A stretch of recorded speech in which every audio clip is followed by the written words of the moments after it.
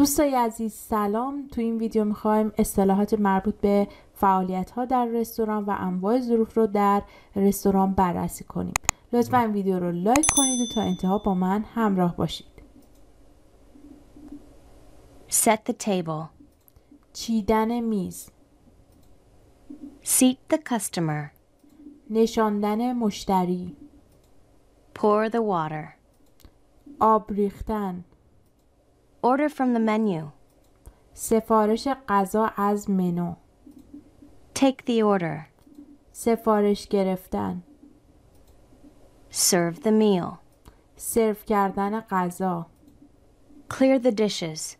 جمع کردن ظروف. Carry the tray. حمل کردن سینی. Pay the check. پرداخت صورت حساب. Leave a tip. انعام دادن، انعام گذاشتن. انواع ظروف در داخل رستوران. Place setting. چیدمان میز غذاخوری. Dinner plate. بشقاب غذاخوری. Bread and butter plate. بشقاب کره‌خوری. Salad plate. بشقاب سالادخوری. Soup bowl. کاسه سوپ. Water glass. لیوان آب.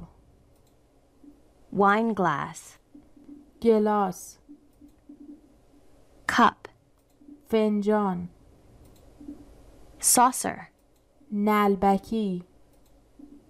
Napkin. دستمال. Salad fork. چنگال سالادخوری. Dinner fork. چنگال غذاخوری. Steak knife. چاقوی استیک.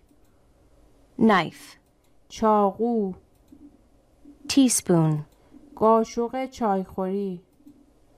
Soup spoon. قاشق سوپخوری.